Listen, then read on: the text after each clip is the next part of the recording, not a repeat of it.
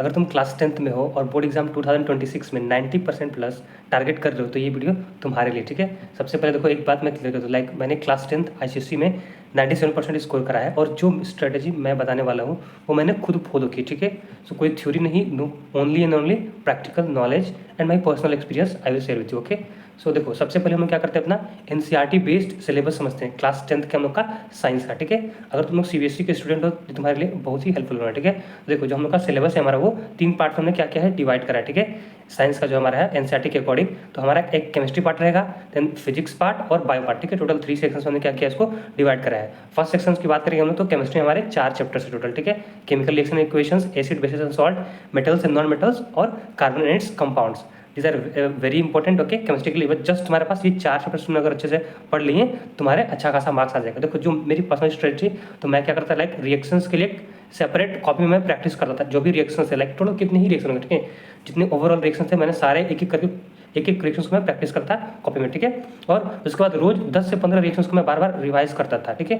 जैसे कार्बन को 3-4 बार डीप अपना रिवाइज कर लिया, ठीक है, कार्बन कंपाउंड्स का, ठीक है, मेटल्स एंड नॉन मेटल्स का, ठीक है। इसमें कुछ डेफिनेशंस होते हैं, इंपॉर्टेंट कीवर्ड्स होते हैं, ठीक है, और जो भी क्वेश्चंस होते हैं उसको बार बार हमने क्या किया, डीपली रिवाइज करा था, ठीक है। तो ये था हमारा केमिस्ट्री के लिए। टोटल तुम्हारे पास 4 चैप्टर्स है और सबसे पहले तुम्हें क्या करना है कि एक तुम्हें सेपरेट कॉपी बनानी है, किसके लिए, रिएक्शंस के लिए, ताकि तुम्हें रिएक्शंस याद रहे, ठीक है। फटाफट मतलब फिंगर टिप्स होने चाहिए, ठीक है। तुम्हारा 10 से 15 रिएक्शंस तुम्हें डेली रिवाइज करने हैं और इंपॉर्टेंट डेफिनेशंस होते हैं, कुछ डायग्राम्स होते हैं, बस।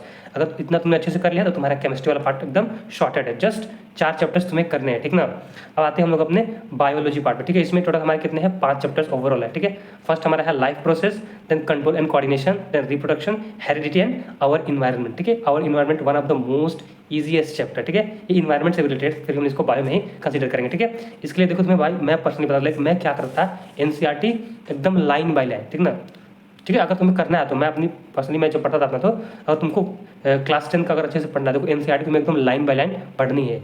और बायो के लिए अगर तुम पढ़ रहे हो तो हर डायग्राम खुद तुम्हें ड्रॉ करो, तभी एग्जाम में अगर वैसा आएगा तुम बना पाओगे, ठीक है। एक एक डायग्राम्स को तुम ड्रॉ करके प्रैक्टिस करो, ठीक है। बायोलॉजी में डायग्राम्स वेरी इंपॉर्टेंट है और कीवर्ड्स याद नहीं करें, तुम्हें एकदम समझना है, ठीक ना। अगर तुमने कीवर्ड्स पकड़ लिया, ठीक है, क्योंकि हर एक क्वेश्चन में इंपॉर्टेंट कीवर्ड्स वो लोग चेक करते हैं, वो चीज़ें होनी चाहिए, तब जाकर उसके वजह से तुम्हें मार्क्स मिलता है, ठीक है। तो इंपॉर्टेंट कीवर्ड्स तुम पकड़ो, ठीक है, खाली डेफिनेशन रट्टा मारने से नहीं होने वाला, ठीक है। Proper neat and clean diagram बनाओ, NCERT लाइन बाय लाइन तुम्हें रीड करनी होगी, क्योंकि अगर तुमने लाइन बाय लाइन पढ़ा है ना, तो चैप्टर्स के बीच से भी कुछ वन वर्ड क्वेश्चन आगे उठा करके या फिर कुछ डेफिनेशंस, कुछ कीवर्ड्स या कुछ साइंटिस्ट नेम या फिर कुछ ऐसे क्वेश्चन, तो उसको तुम कर पाओगे। प्लस जो चैप्टर्स के बीच में बॉक्स बना कर दिया था ना कुछ इंपॉर्टेंट मार्क्स, अगर तुमको टॉप में अगर तुम 100 आउट ऑफ 100 लाना है, फिर इवन 90 प्लस, ठीक है, तुम ये नहीं चाहते तुम एक भी मार्क्स अगर तुम मिस नहीं करना चाहते, ठीक है, तो तुम्हारे लिए एक एक टेबल, एक एक चार्ट सब इंपॉर्टेंट हो जाता है। और बायोलॉजी में तो डायग्राम वेरी इंपॉर्टेंट, ठीक है। जैसे हमारे केमिस्ट्री में रिएक्शंस इंपॉर्टेंट है, वैसे बायो में हमारे डायग्राम्स वेरी इंपॉर्टेंट, ठीक है। अब आते हैं हम लोग अपने third part, that is the physics, ठीक है। फिजिक्स मतलब अगर तुमको न्यूमेरिकल सॉल्व करना पसंद है, अगर तुम मैथमेटिकल अप्रोच रखते हो, ठीक है, प्रॉब्लम सॉल्व करना, तो फिजिक्स भी तुम्हारे लिए काफी ईजी होना है, ठीक है। तो फिजिक्स में हमारे पास देखो कितने चैप्टर्स टोटल, सिर्फ 4 चैप्टर्स है, ठीक है। फर्स्ट हमारा है लाइट, देन ह्यूमन आई हम लोग इसमें लेंसेज के बारे में सब पढ़ेंगे, फिर मिरर्स एनर्जी, फिर इलेक्ट्रिसिटी चैप्टर, वो तुम्हारा बेस बनाएगा, फाउंडेशन, ठीक है। अगर तुम्हारा ड्रीम है फ्यूचर में तुम IIT JEE या फिर नीट करो, तो यही चैप्टर तुम्हारा एकदम काफ़ी मतलब ब्रॉड हो जाएंगे, ठीक है ना, काफ़ी डिटेल में तुम्हें पढ़ना होगा, ठीक है, 11th 12th में, ठीक है। फिर इसके बाद तुम्हारा क्या है, मैग्नेटिक इफेक्ट्स, ठीक है। तो टोटल तुम्हारे पास 4 चैप्टर्स है। अब देखो जैसे हमारे लिए क्या था, केमिस्ट्री में हमें रिएक्शंस मोस्ट इंपॉर्टेंट, बायोलॉजी में डायग्राम्स इंपॉर्टेंट है, ठीक है। वैसे हमारे फिजिक्स में क्या इंपॉर्टेंट है, न्यूमेरिकल सोल्व करना इज वेरी वेरी इंपॉर्टेंट। अगर तुम बस रट्टा मारो, बस थ्योरी रट रहे हो, डेफिनेशन रट रहे हो, तब फिजिक्स में ये रूल तुम्हारा काम नहीं करेगा, ठीक है। फिजिक्स में तुम्हें न्यूमेरिकल्स प्रैक्टिस करने ही पड़ेंगे अगर तुम्हें अच्छे मार्क्स लाने हैं। न्यूमेरिकल्स डेली प्रैक्टिस करो, सिर्फ फॉर्मुला रट्टा वट्टा नहीं मारना है, और डेरिवेशन भी तुम समझो, ठीक है। फॉर्मुला में ड्राइव करने आना चाहिए, कुछ कुछ 5 मार्क्स के क्वेश्चन भी आते हैं, ठीक है, पूरा प्रॉपर तुम्हें डेरिवेशन लेता है, ठीक है। हर चैप्टर के 20 से 30 PYQs तुम्हें लगाना ही है, ठीक ना।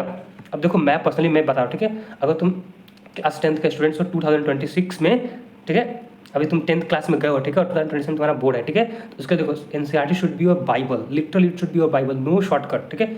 कोई बुक्स तो करने कर, लेकिन NCERT को तुम इग्नोर नहीं कर सकते, ठीक है। हर चैप्टर्स को 3 से 4 बार पढ़ो एकदम थोरोली, ठीक है। अभी तुम्हारे पास सफिशिएंट टाइम है, ठीक है। सिर्फ रेफरेंस बुक कर रहे हो भाई, बहुत बड़ी मिस्टेक करो, ठीक है। रेफरेंस बुक नहीं, ठीक है, वो बाद में PYQs प्रैक्टिस कर सकते हो, लेकिन NCERT should be the Bible, you have to practice, ठीक है।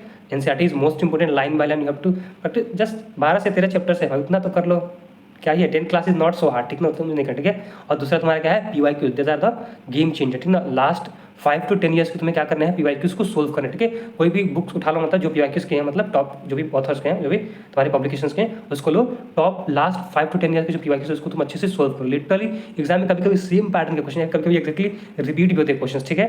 सो पीवाईक्यूज अगर तुम सोल्व करो तुम्हें पेपर पैटर्न का आइडिया मिलेगा, किस टाइप के क्वेश्चन पूछे जा रहे हैं वो तुम्हें आइडिया क्लियर हो, ठीक है।